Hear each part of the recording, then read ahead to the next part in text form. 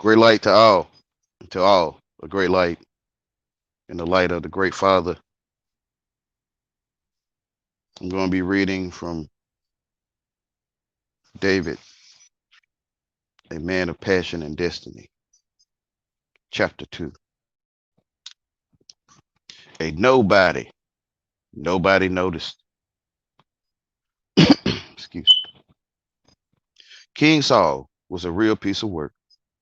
After he became king of Israel, his actions and decisions soon revealed to the people that he was a selfish, angry, hateful, mean-spirited man. Eventually, something snapped in his mind, and during the later years of his rule, he lost touch with reality, thus proving himself unqualified for the job. Not long after Saul began his reign, Samuel caught him in three serious acts of disobedience. First, Saul made a terrible decision, 1 Samuel 13. Then he made a rash vow against his own son, 1 Samuel 14. And finally, he openly disobeyed God, 1 Samuel 15. When Samuel pointed his finger at the king, Saul at first tried to rationalize what he had done, then admitted, I am guilty. But even then, he qualified his confession. Then Saul said to Samuel, I have sinned. I have indeed transgressed the command of the Lord in your words, because I feared the people and listened to their voice. Now, therefore, please pardon my sin and return with me that I may worship the Lord. 1 Samuel 15:24 through 25. An emphasis was added. You can see here that Saul was greatly concerned about his image. He didn't want the people to know that he had sinned. So he said, Samuel, why don't you come with me and nobody will know that I've disobeyed? You just return and let's worship together like we've always done. His greatest concern was his image. Samuel didn't buy it, not for a minute. His reply was a straight from the shoulder jab that Saul would never forget. But Samuel said to Saul, I will not return with you, for you have rejected the word of the Lord, and the Lord has rejected you from being king over Israel. And as Samuel turned to go, Saul seized the edge of his robe, and it tore. So Samuel said to him, the Lord has torn the kingdom of Israel from you today, and has given it to your neighbor who is better than you. And also, the glory of Israel will not lie or change his mind, for he is not a man that he should change his mind. Then Saul said, I have sinned, but please honor me now before the elders of my people and before Israel, and go back with me, that I may worship the Lord your God. 1 Samuel 15:26 through 30. Saul, the great rationalizer, again pleaded, look, Samuel, you've caught me in the act, and I've confessed it privately. Now, why don't you come on back with me, and we'll go right on as if nothing happened? But Samuel, being a man of integrity, saw through the whole thing. Clearly, Saul had failed God. So Samuel said to the king, I won't humiliate you before the people. I'll go back and go through the ritual of this sacrificial act of worship. But Saul, that's the last day I want to see you. And Samuel did not see Saul again until the day of his death, for Samuel grieved over Saul. If you check your geography, you'll see that Samuel went home in one direction and Saul went home in another. And they never met again until the day of Saul's death. The tragic story of Saul is that he never ever fully repented of his sin. Saul's greatest concern was his image, how he looked before the people. Even after Samuel gave him a break, Saul took advantage of it and continued in the same vein until the day he took his own life. That's jumping ahead a bit, though, because it is at about this point that Samuel panics. Samuel has reached the end of his rope. The people have elected Saul king, but he's no longer qualified. What are they to do? Israel is surrounded by enemies, and they need someone to carry the scepter. But who? Samuel didn't know. and couldn't imagine. The people didn't know either. No one knew except God. Man panics. God provides. What Samuel didn't realize, what we often don't realize, is that behind the scenes, before he ever flung the stars into space, God had today in mind. He had this very week in mind. In fact, he had you in mind, and he knew exactly what he was going to do. God is never at a loss to know what he's going to do in our situation. He knows perfectly well what is best for us. Our problem is we don't know. And we say to him, Lord, if you just tell me, then I'll be in great shape. Just reveal it to me. Explain your plan to me, and I'll count on you. But that's not faith. Faith is counting on him when we do not know what tomorrow holds. When a man or a woman of God fails, nothing of God fails. When a man or a woman of God changes, nothing of God changes. When someone dies, nothing of God dies. When our lives are altered by the unexpected, nothing of God is altered or unexpected.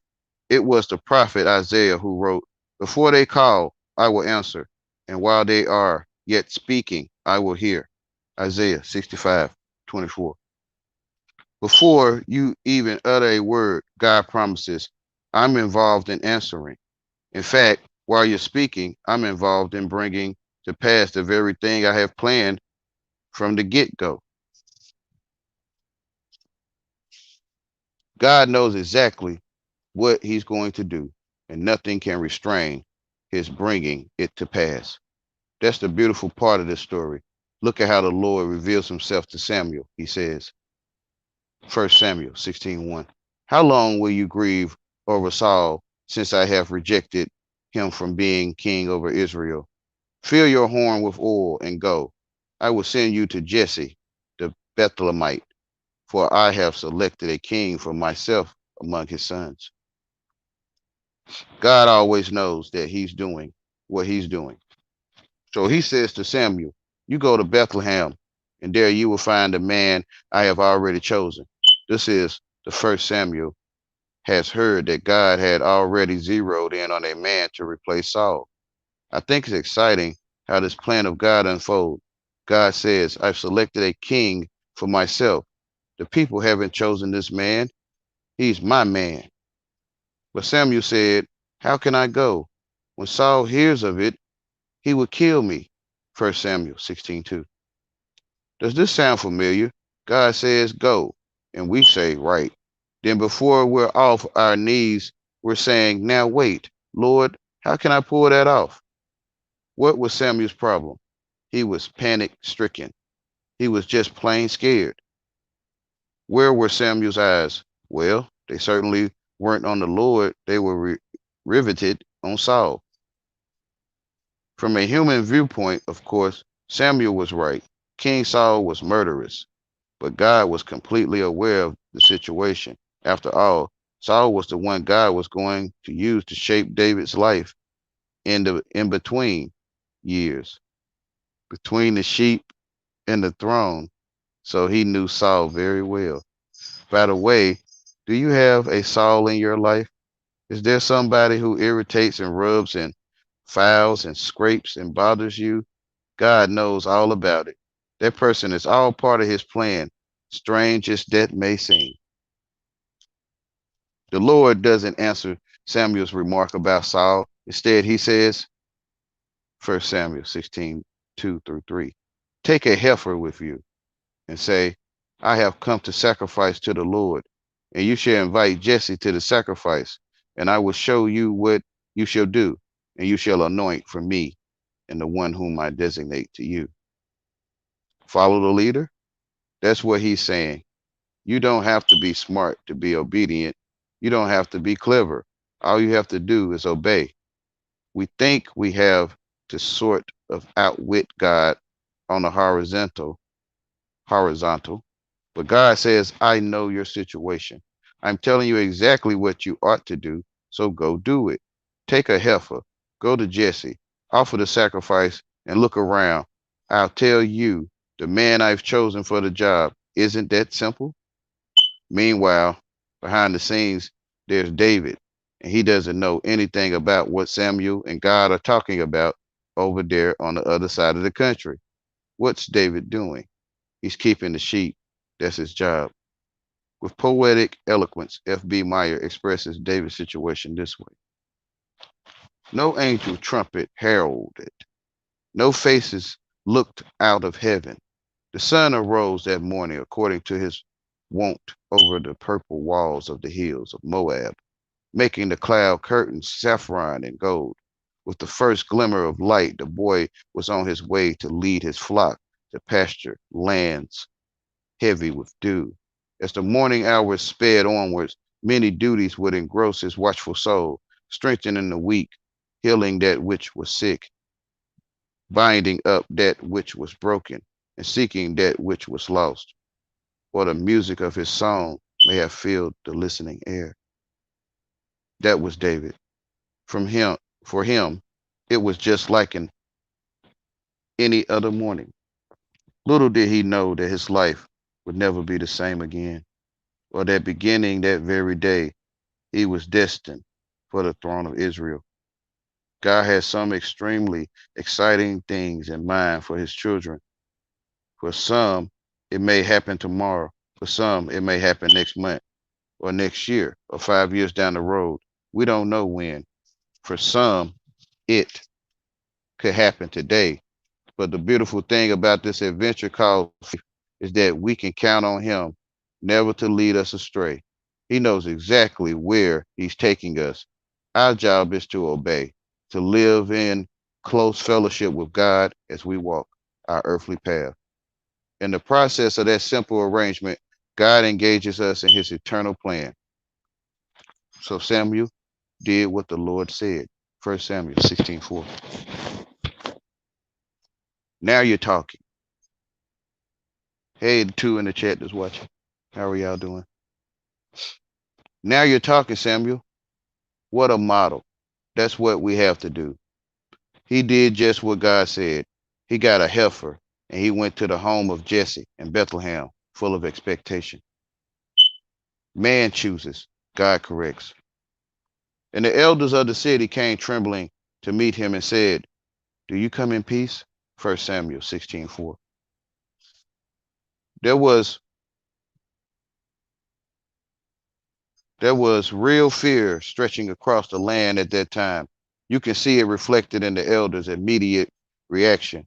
There were problems in the Oval Office, which made the people in the countryside uneasy. So when a prophet came to visit, they said, what's Samuel doing here? Why is he coming to Bethlehem? What's wrong? What's happening? They don't know why Samuel is there. So they're fearful. Do you come in peace? And he, Samuel, said, in peace I have come to sacrifice to the Lord. Consecrate yourselves and come with me to the sacrifice. He also consecrated Jesse and his sons and invited them to the sacrifice. 1 Samuel 16:5. I don't know exactly what this ancient act of consecration included. Perhaps the sacrifice of a lamb or some other animal. Perhaps it involved some kind of liturgical washing to cleanse themselves. Maybe it required spending a period of time in prayer. But whatever it was, there was some sort of preparation before the anointing. And it appears that Jesse and his sons went through this ritual to prepare themselves for what God was going to say. So here they are in the room, and they don't have a clue what's going to happen. Even Samuel doesn't know which man God is going to choose.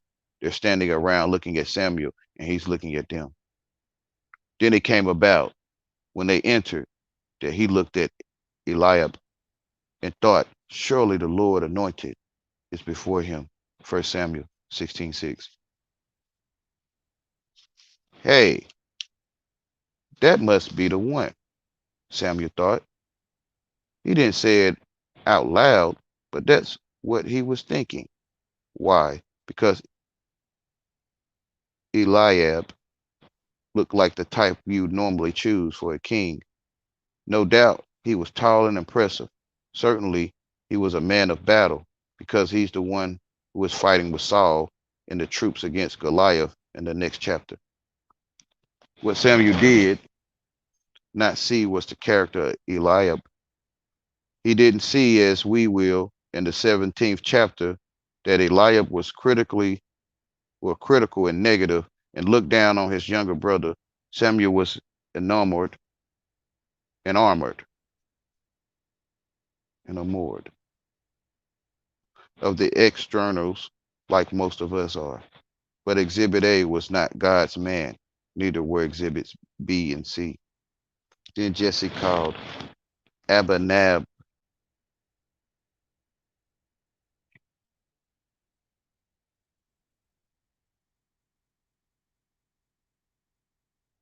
Abinadab. Abinadab.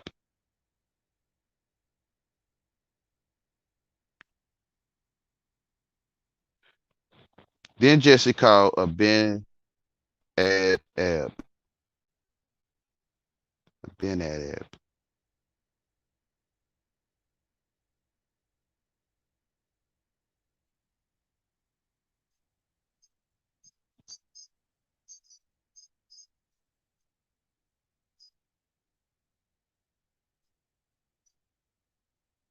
Abinadab.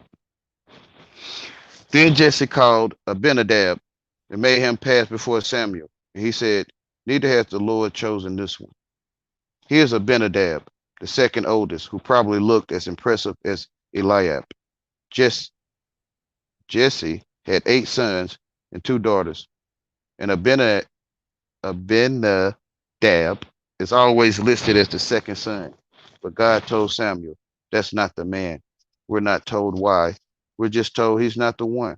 For some reason, Abinadab wasn't king material either. Next came Exhibit C. Next, Jesse made Shammah pass by. And he, Samuel, said, neither has the Lord chosen this one. 1 Samuel 16:9. Then suddenly in the midst of this parade of possibles, we find God's principle of choice. Read the following very carefully. This is 1 Samuel 16:7. The Lord said to Samuel, do not look at his appearance or at the height of his stature, because I have rejected him. For God sees not as a man sees. For man looks at the outward appearance. Literally, the Hebrew says, man looks at the face, but the Lord looks at the heart. If I could change one thing about my focus or vision, that would be the thing I change. I see people not by face, but by heart. But only God can do that. So we have to look at him or look to him to give us, with our limited focus, that kind of discernment, because we don't have it in ourselves. That's why God says, Samuel, here's the principle of choice. And that's why I've repeatedly said no. He saw Eliab, Abinadab, Shammah, and Jesse's other sons as they really were. He saw their hearts. Remember, God has said, I've already chosen my man. I will designate him. And way back in chapter 13, God said, I'm looking for a man after my heart. I'm searching for that person. He knew exactly who that man was. It's highly significant to me that Jesse didn't even have his youngest son in the room. It's remarkable, isn't it? How Jesse reveals 2 very common mistakes parents make. Number 1, he didn't have an equal appreciation for all his children. And number 2, he failed to cultivate a mutual self-respect among them. Jesse saw his youngest as nothing more than the one who tended the sheep. Man forgets, God remembers. Oh yeah. And Samuel said to Jesse, are these all the children? And he said, there remains yet the youngest, and behold, he is tending the sheep. Then Samuel said to Jesse, send and bring him, for we will not sit down until he comes here. That's 1 Samuel 16:11. You see, Samuel, with God's help, now has the proper perspective. Nothing would hinder his pursuing the one God had chosen. What does it matter what he does? What does it matter how old he is? Go get him. Oh, for the ability to see beyond the obvious, to see beyond the bad track record, to see beyond someone's age or the size or the level of intelligence, to see worth and value down deep inside. That's the kind of vision that Samuel, with God's help, finally demonstrates at this point. Ah, this beautiful moment. David's out with the sheep. He doesn't know what's going on back home. He's faithfully keeping the sheep when suddenly someone runs across the fields and calls to him, "Hey, David, they want you back at the house." So he, Jesse, sent and brought him, David, in. And the Lord said, "Arise, anoint him, for this is he." Then Samuel took the horn of oil and anointed him in the midst of his brothers. That's 1 Samuel 16, 12 through 13. Here's David, just a teenager. He walks into the house, still smelling like sheep, and all of a sudden an old man hobbles over and pours oil on his head. It drips down his hair and drops on his neck.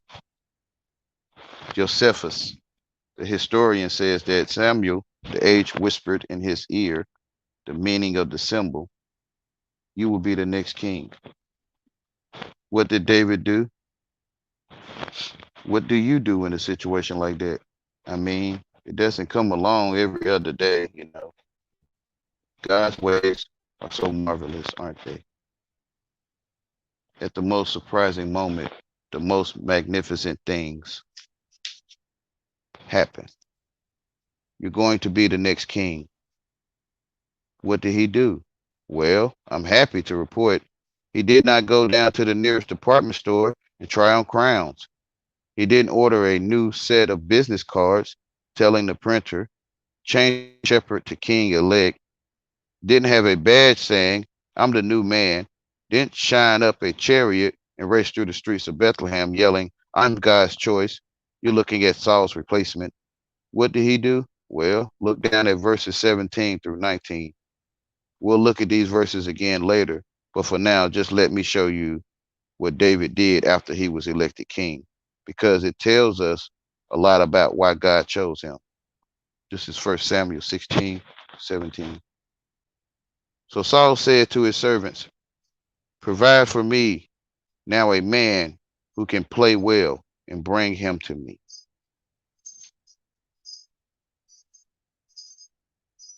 Saul is depressed. So he says, "Bring me a musician who can make me feel better." Then one of the young men answered and said, "Behold, I have seen a son of Jesse, the Bethlehemite, who is a skillful musician, a mighty man of valor, a warrior, one prudent in speech, and a handsome man, and the Lord is with him." So Saul sent messengers to Jesse and said, "Send me your son, David, who is with the flock." 1 Samuel 16, 18 through 19.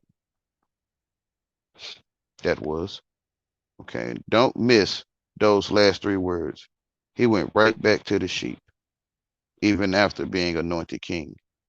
Then in the next chapter, where there's battle going on in the valley of Elah between Israel and Philistine, David was followed Saul. David went back and forth from Saul to tend his father's flock at Bethlehem. That's 1 Samuel 17, 14 through 15. Hey, David, is the king's position now? What? He's still tending his father's flock. Well, when you have a heart like David's, that's what you do. That was his job, and he was faithful to do it. It made no difference that Samuel had anointed him with oil. He didn't bronze that horn and hang it up in his tent. He didn't expect special treatment from others. No, he just went back to the sheep.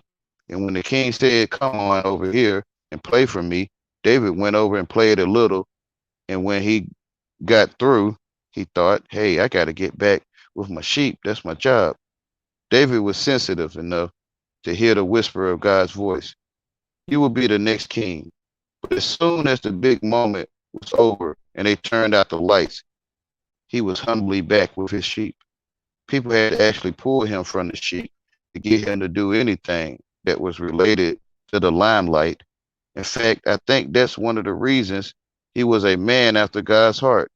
He was always approachable, always believable, always authentic, and always faithful in the little things. God speaks, we respond. Three timeless lesson rings through my head as I look at these significant scenes in David's life. First, God's solutions are often strange and simple, so be open. We try to make God complex and complicated. He isn't. Amid all the complications with Saul and the throne, God simply said to Samuel, "Go where I tell you to go." I've got a simple answer, a new man. You just follow me, and I'll show you. Don't make the carrying out of God's will complicated. It isn't. Stay open to his strange yet simple solutions. Second, God's promotions are usually sudden and surprising. So be ready. At the time you least expect it, it'll come, just like his son's return from heaven. Suddenly and surprisingly, he will split the clouds and be with us just when we expect him the least. He'll be there like a thief in the night, and that's the way his promotions are. He watches you as you faithfully carry out your task, and he says to you, I know what I'm doing. In a sudden and surprising moment, you be ready.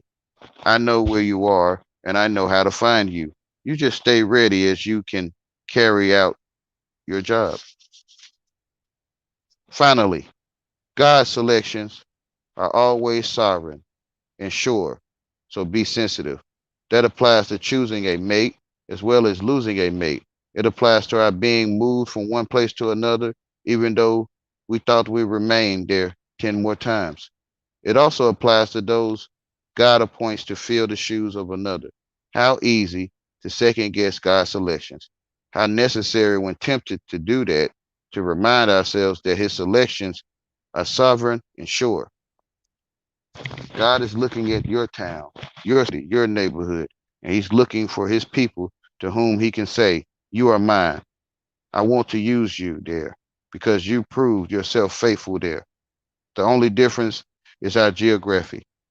Our calling is to be faithful in the demanding task, whether that is our education, our marriage, our occupation, or just the daily grind of life. That's the kind of men and women God wants to use. Hmm.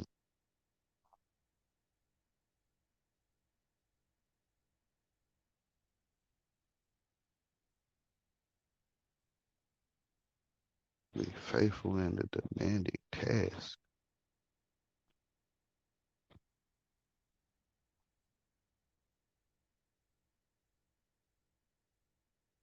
Faithful to the Most High.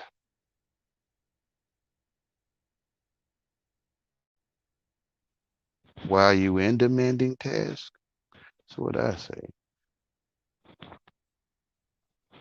The year 1809 was a very good year. Of course, those who were alive that year didn't know that. Only history tells the story. Those who were living in 1809 were focused on Napoleon. How you? If you was walking around 1809, I kind of get you. Like, was you there? You know, it was a family somewhere that didn't know nothing about Napoleon. I can about guarantee you. Like, if Napoleon's a man, is very well as a title of could very well be a group of people. Napoleonic thinking or something. It very well is not a man, one man. Okay, I'm gonna go start over again. The year 1809. I'm gonna just read the book. The year 1809 was a very good year. Of course, those who were alive that year didn't know that. See what I'm saying? I'm gonna keep on reading. Only history tells the story. Those who were living in 1809 were focused on Napoleon, who was marching across Austria like a fire across a Kansas wheat field. As hamlets, villages, and cities fell into his grip, people began to wonder if all the world would someday fall into his hands. During that same period of time, thousands of babies were born in Britain and America, but who cared about babies and bottles and cribs and cradles while Napoleon was doing his thing in Austria? Everyone, I would think. Where is Austria? Right. Well, someone should have cared because in 1809, William Gladstone was born in Liverpool. Alfred Tennyson began his life in Lincolnshire. Oliver Wendell Holmes cried out for the first time in Cambridge, Massachusetts, a few miles away in Boston. Edgar Allan Poe began his brief and tragic sojourn on Earth that same year. Charles Robert Darwin and Robert Charles Winthrop wore their first diapers in a little log cabin in Hardin County, Kentucky. An illiterate laborer and his wife named their newborn son Abraham Lincoln. The lives of these statesmen, writers, and thinkers would mark the genesis of an era, but nobody cared about those nobodies while Napoleon was moving through Austria. The strange thing is, today only history buffs could name one battle that Napoleon fought in Austria, but there is not a life of a person alive today that has not been touched in some way by the lives of those men I've just named. Nobody's. Nobody noticed. If you and I had been Jews living in the year 1020 BC, the same could have been said of us. All of our attention would have been focused upon a man named Saul, the first king of Israel. He was the focal point of the Jewish world at that time. He was taking the country by storm. Meanwhile, a nobody was keeping the sheep for his father on the Judean hillsides near the hamlet of Bethlehem, a little boy named David who nobody noticed except God. Amen. Great light. It's probably grandma watching. How are you?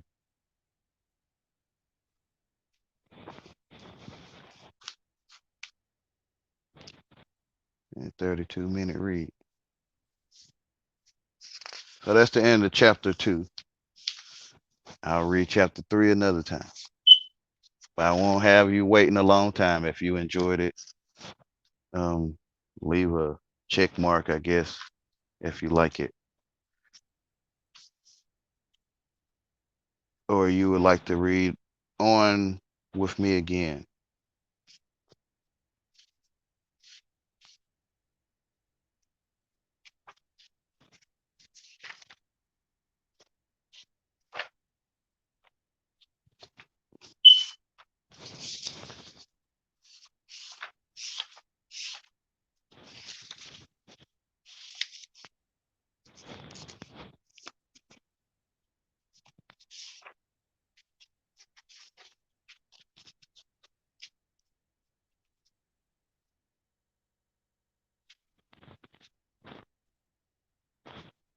Okay, you have a great light.